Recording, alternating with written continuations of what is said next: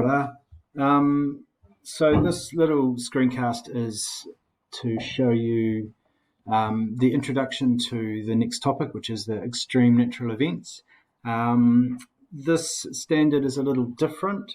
The focus is on the event rather than on the landform like the Mangere Mountain one was. And it's much more focused on the interaction with people, particularly focused on the reaction, recovery, and rehabilitation afterwards. So it's much more about the people focus and a little bit less about the natural processes. So to begin with, we're going to define some of the key terms.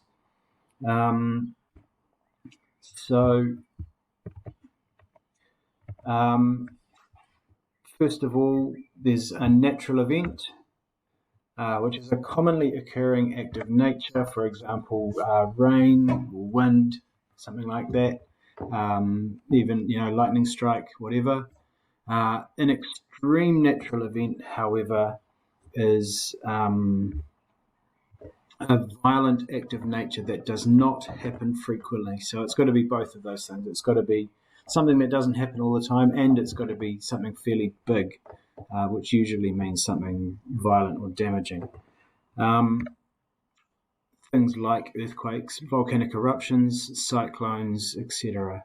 And then lastly, there is a natural hazard. So that is an extreme natural event that threatens the lives of people and their property. So if you notice, the first two don't involve people at all. They're just things that nature does. However, natural hazard is combining both people and property, or people and or property, and an extreme natural event. So then we've got cultural hazard. So obviously that's a hazard as well. In other words, it's hazard means endangering people and or property. Cultural hazard is obviously man-made. So a chemical spill or, plane crash, something like that, a train crash. And then lastly, there is a disaster. So that's when an extreme event of either sort creates large-scale damage to people or property.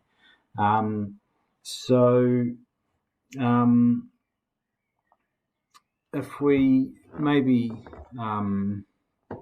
look at an example of how this operates, what the differences look like, then we can see on the left we've got a natural event, such as rain. Then if we have an extreme natural event, so perhaps every 10 or 20 years there's so much rain that actually it causes a flood. However, that flood doesn't become a natural hazard until it affects people. So, either damaging people's houses or actually people themselves, something like that. So that's the kind of the difference between the three. So what's the relationship between those three? Well, extreme natural events is defined by the white oval. So that's, remember, things like earthquakes, cyclones, those kinds of things. And then people and property is the yellow. So that's, people's lives themselves, or, them coming to harm or whatever, but also, things that they own, houses, cars, etc., and also just things that the country or area owns, like motorways and hospitals, etc. So anything really that costs a lot of money to make, or it costs money to make, and is owned by people. So natural hazard sits in between those two things. So it's that intersection between extreme natural event and people and their property. So one more time, maybe if we talk through it. So an extreme natural event plus risk to people and property equals natural hazard. Extreme natural event, no risk to people and property, not a natural hazard. So now if you want to pause the video here, or coming up, you'll see there's a worksheet, which is the worksheet number 2, and it's just got some basic kind of some of the things I've just covered there, like the differences between the different types of hazards and that kind of stuff, but also a couple of other little activities. So if you want to pause the video here and complete number 2, then off you go.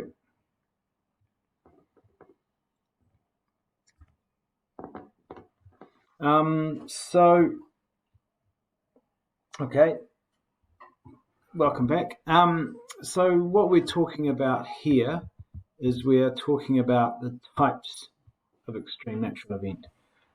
So extreme natural events can be caused either by tectonic processes or climatic processes that originate within or above the Earth, and they both produce extreme natural events on or at or slightly above the surface of the Earth.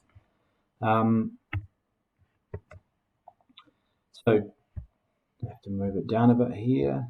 Can I? Yeah, so as you can see, tectonic events have their origins inside the Earth and are caused by tectonic plate movement, but the impacts are seen and felt at the surface. Climatic have their origins above the Earth's surface, and they are caused by atmospheric or climatic processes, but of course are felt on the Earth's surface as well. So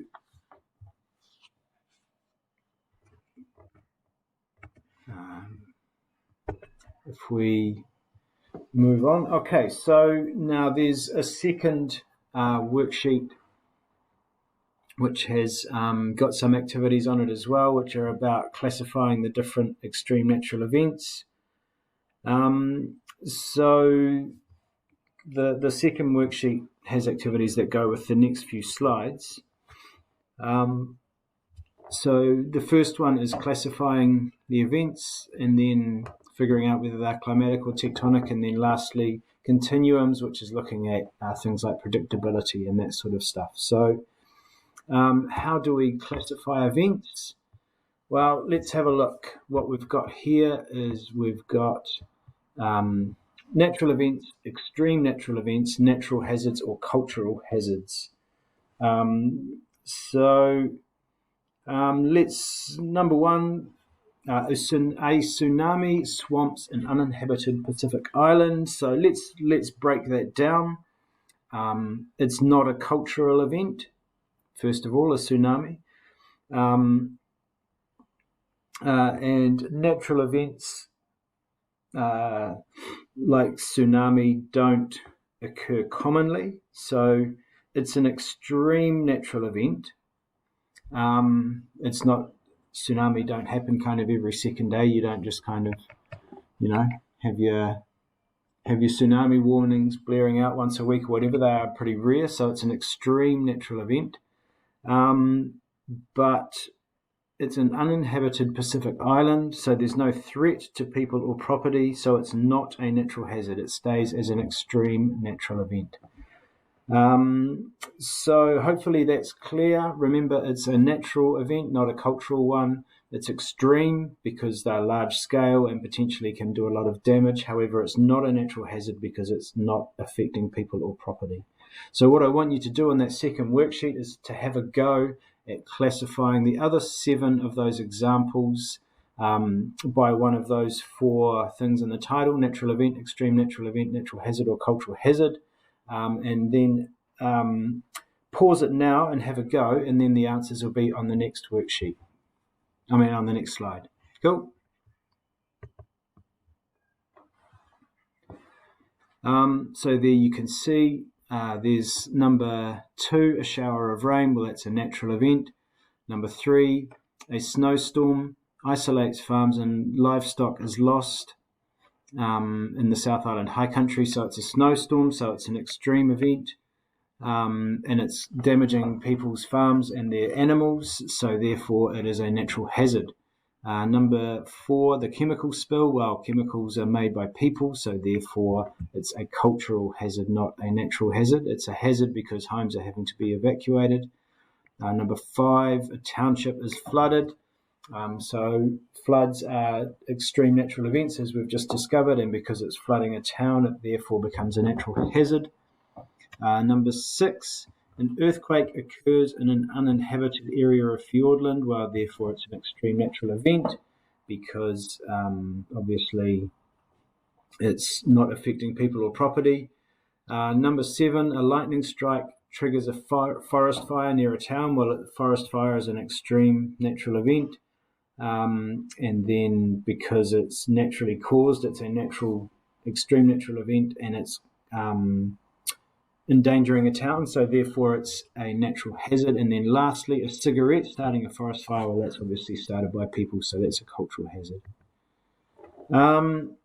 So this activity here is also on the worksheet.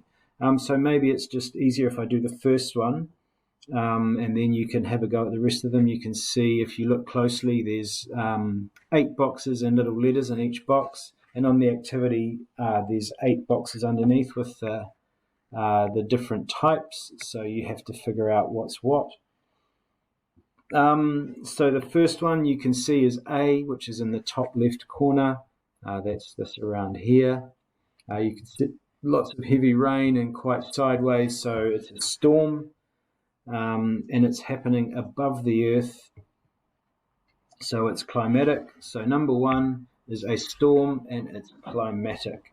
So now have a go at the others, and pause it here, or you'll see the answers.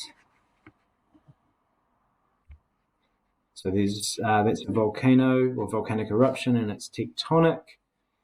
That's an avalanche that's happening in the snow, and so it's climatic. This one here, you can see, is what looks to be cliffs, and that's coming down onto the town, so that's a landslide. That's climatic because that happens when there's too much rain and the hillside collapses.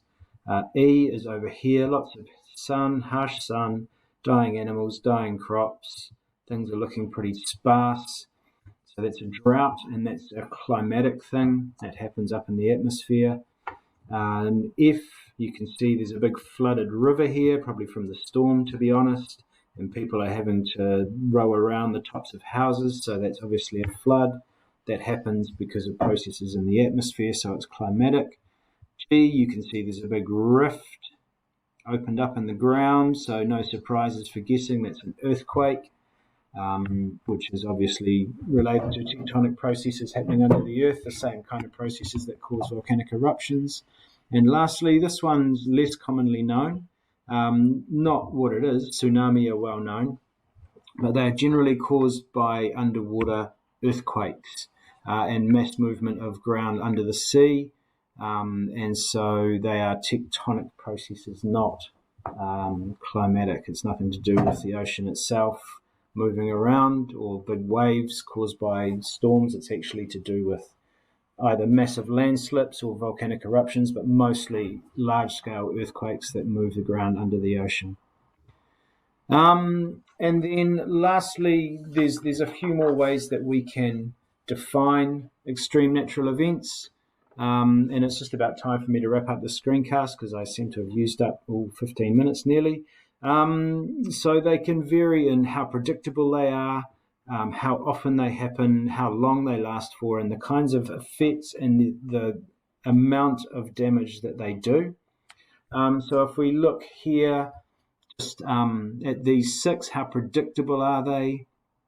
Well, we can use things like technology such as weather maps, seismometers, computer modeling for some of these, but some of them are just very, very difficult to predict. So have a pause it now and have a go, and then here's the answers coming now. So you can see over here, droughts are very predictable because we get a lot of advance warning. Cyclones, we have a few days warning at least. We can see them building up in the air, sometimes even a week in advance. Floods, we have a couple of days warning. Volcanoes, possibly hours with seismometers. Landslides, almost no warning. And earthquakes, absolutely no warning generally. When they go, they go. So, yeah, that's the start of extreme natural events.